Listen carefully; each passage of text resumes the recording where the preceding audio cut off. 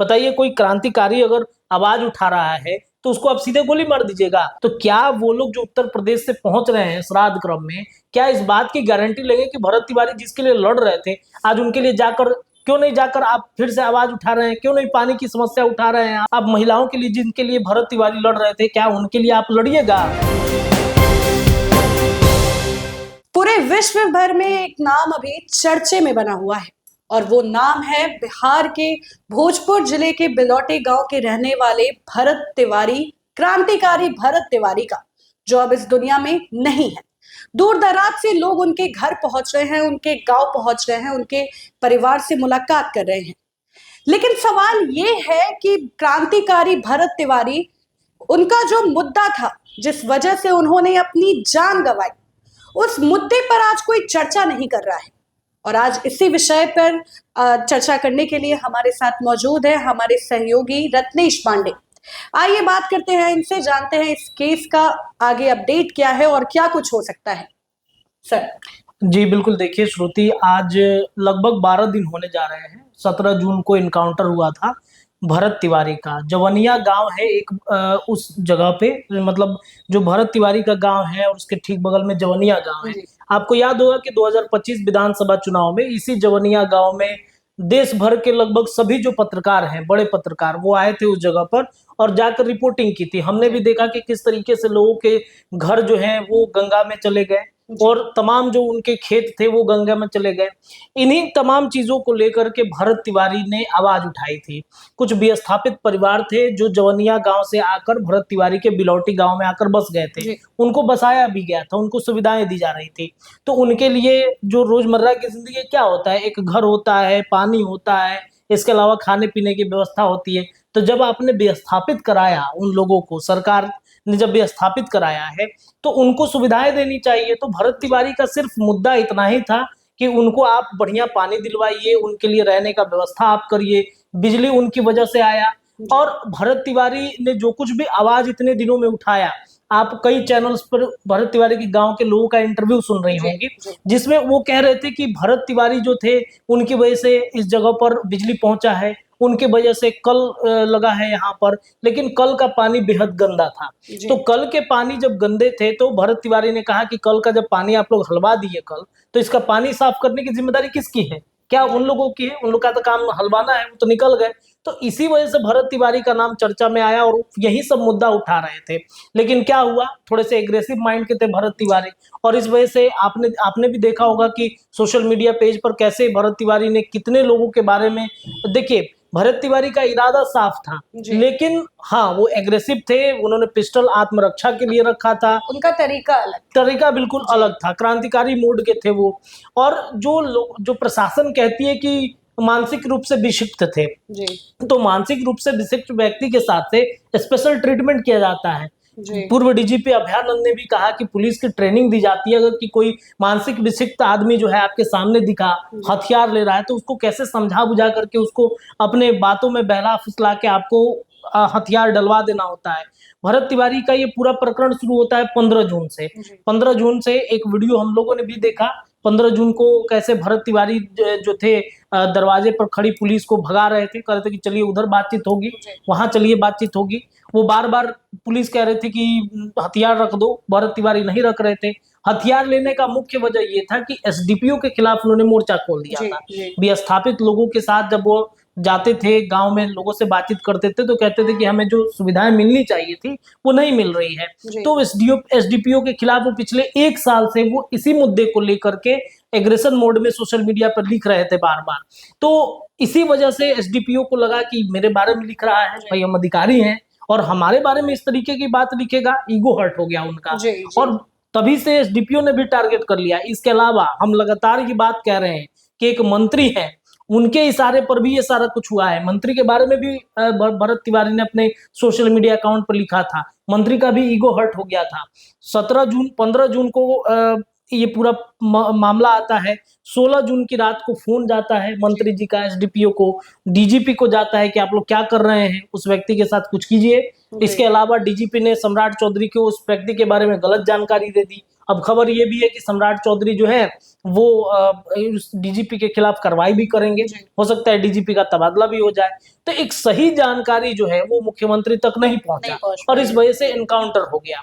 अब एनकाउंटर के बाद की क्या स्थिति है श्रुति, आप देखिए सोशल मीडिया पर, आप भी इंस्टा पे होंगी, आप देखती होंगी कि जैसे ही स्लाइड कीजिए तो पता चला कि कोई इतना नोट का गड्डी जो है भरत तिवारी की माँ के हाथ में रख रहा है। जी, कोई साड़ी लेकर पहुंच रहे हैं, कुछ लोग पैसे दे रहे हैं, दूर दराज से लोग आ रहे हैं। बिल्कुल बिल्कुल। लेकिन सवाल अभी भी यही बना हुआ है कि लोग उनसे मिलने जा रहे हैं, उनके परिवार से मिलने जा रहे हैं, लेकिन उनका जो असली मुद्दा था, लोगों के लिए आवाज उठाना, अपने गांव के लिए आवाज उठाना, जब जमलिया गांव में जो बाढ़ आ रही है, बाढ़ की स्थिति जो बनी रहती है, उन लोगों के लिए आवाज उठाना, तो ये चीज आगे अभी तक उनके मुद्दे को लोगों ने आगे क्यों नहीं बढ़ाया है? बिल्कुल बिल्कुल, आपका सही सवाल है और इसी मुद्दे पर हम लोग आज चर्चा भी कर रहे हैं कि हमने देखा कि सुधीर सिंह जो है वो प्रभुनाथ सिंह के भतीजे हैं, वो एक गड्डी लेके माता जी को दे देते हैं कि रखिया। उसके बाद हमने देखा कि कई लोग उत्तर प्रदेश से आ रहे हैं, माता जी के लिए साड़ी का बंडल लेकर आ रहे हैं, साड़ी बांट रहे हैं। अरे उनको साड़ी पैसे की जरूरत नहीं है, उनका बेटा चला गया सिर्फ इस वजह से कि उस गांव के दलितों के लिए आवाज बनता था। एक और श्रुति यहाँ पे गौर करने वाली बात है कि वो किसी ब्राह्मण के लिए नहीं लड़ रहा था, वो किसी राजपूत के लिए नहीं लड़ रहा था, किसी सवर्ण के लिए नहीं लड़ रहा था, वो लड़ रहा था दलितों के लिए, वो लड़ रहा था पिछड़ों के लिए कि उनकी जो समस्या है उनको सुनने वाला कौन है। हम आपकी तो बात जाकर हम लोग जाकर अधिकारी से बोल देंगे, उनको समझा देंगे, लेकिन वो अधिकारी तक पहुंच पाएंगे क्या? तो उनकी बात भरत तिवारी उठा रहे थे और उनकी बात जब वो उठा रहे थे तो ये जो साड़ी बांटने वाले लोग हैं, पैसे बांटने वाले लोग हैं, उस समय कहाँ थे? जब जवनिया में बाढ़ आया था तब आप क्यों नहीं गए थे उन लोगों को साड़ी बांटने के लिए जो बाढ़ में डूब रहे थे, जिनका घर कटाव में चला जा रहा था? सुधीर सिंह गए, सुधीर सिंह के अलावा भी कई लोग हैं। पप्पू यादव खैर जवनिया गांव गए थे, पप्पू यादव पिछली बार, और वो जाकर लोगों को पैसा बांटे थे, लेकिन बाकी लोग कहाँ थे? आज जो अश्विनी चौबे गए या फिर इसके अलावा प्रशांत किशोर ही गए, इसके अलावा बाकी जो नेता जा रहे हैं, उत्तर प्रदेश से कुछ लोग आ रहे हैं, तब ये लोग क्यों नहीं गए वहां पर? जवनिया में जब बाढ़ कटाव हो रहा था, पैसे दे रहे थे, साड़ी बांट रहे थे, उस समय भी देना चाहिए। मैंने देखा भरत तिवारी की माँ का आज देखिए बहुत दुख होता है कि एक क्रांतिकारी, एक पुत्र जो था भरत तिवारी की माँ काफी रो रही है, उनकी बहन रो रही है, काफी परेशान है। ये काफी दुखदाई तस्वीर है कि बिहार में इस तरीके के एनकाउंटर हो जाते हैं। बताइए कोई क्रांतिकारी अगर आवाज उठा रहा है तो उसको आप सीधे गोली मार दीजिएगा। कई तरह की बात पुलिस और जो जो जवाब में अपने कह रही है। तो इस तरीके के मामले को अब देखिए कि जवनिया गांव के लोगों का मुद्दा अभी तक शांत है। भरत तिवारी को न्याय मिलेगा ये भी मुद्दा नहीं उठ रहा है, कब मिलेगा ये भी नहीं मुद्दा उठ रहा है। कल उनका देखिए श्राद्ध क्रम भी है, कई लोग पहुंच रहे हैं उत्तर प्रदेश से, तो क्या वो लोग जो उत्तर प्रदेश से पहुंच रहे हैं श्राद्ध क्रम में, क्या इस बात की गारंटी लेंगे कि भरत तिवारी जिसके लिए लड़ रहे थे आज उनके लिए जाकर, क्यों नहीं जाकर आप फिर से आवाज उठा रहे हैं? क्यों नहीं पानी की समस्या उठा रहे हैं आप? तो रत्नेश जी, आपको नहीं लगता इस मैटर को लेके पूरे देश में राजनीतिक जातिवाद शुरू हो गया है? बिल्कुल बिल्कुल सही बात है। आप देखिए ना कि लेकिन भरत तिवारी तो जातिवाद वहां कर नहीं रहे थे। बिल्कुल नहीं करते। तो मैंने पहले ही कहा कि वो दलितों के लिए आवाज उठा रहे थे। जितने लोगों के लिए आवाज वो बन रहे थे वो सब दलित हैं। ब्राह्मणों के लिए आवाज तो उन्होंने नहीं उठाया, उन्होंने राजपूतों के लिए तो नहीं उठाया, उन्होंने सवर्णों के लिए तो नहीं उठाया। जितने लोग आज गए थे, मैंने कई न्यूज चैनल में देखा है, इंटरव्यू दे रहे थे, तो वो लोग कह रहे हैं कि वो हमारे लिए आवाज उठा रहे थे। वो सारी महिलाएं दलित हैं जो कह रही हैं कि पानी की समस्या रहे तो उनके वजह से लागल कल, वो कह रही हैं कि बिजली की समस्या रहे तो पंडित जी के देन है कि आज आइल बा, अब हमने की आवाज बने वाला की बात। चूंकि वो भोजपुरी क्षेत्र है तो भोजपुरी में सभी लोग बोल रही हैं, तो उनके लिए आवाज। अब जितने लोग जा रहे हैं वो जवाब देना कि जो आप महिलाओं के लिए, जिनके लिए भरत तिवारी लड़ रहे थे, क्या उनके लिए आप लड़िएगा?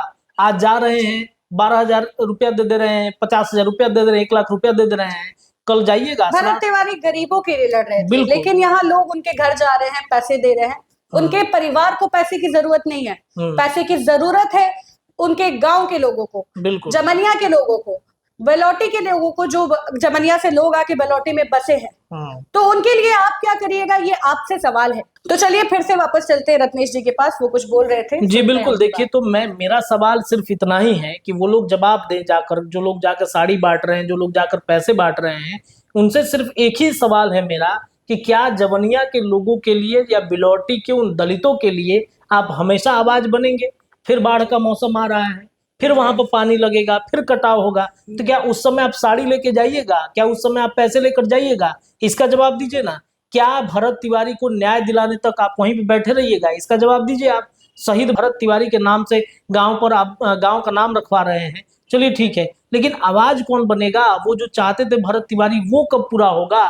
इसका जवाब कहीं ना कहीं वो जो साड़ी बांटने वाले लोग हैं, पैसे बांटने वाले लोग हैं, उनसे मेरा सवाल है। अगर वो वीडियो देखेंगे तो उनसे वो जवाब अपना कमेंट में रख सकते हैं। फिलहाल के लिए बस इतना ही। बाकी इस खबर से जुड़ी सारी जानकारी हम आप तक पहुंचाते रहेंगे।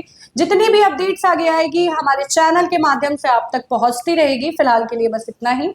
मिलते हैं अगले वीडियो में, तब तक के लिए धन्यवाद। वीडियो पसंद आए तो इसे लाइक और ज्यादा से ज्यादा शेयर करें। हमारे चैनल को सब्सक्राइब करना न भूलें ताकि आपको हर जरूरी खबर सबसे पहले मिल सके। अगर आप किसी खास विषय या मुद्दे पर वीडियो देखना चाहते हैं तो कमेंट करके जरूर बताएं।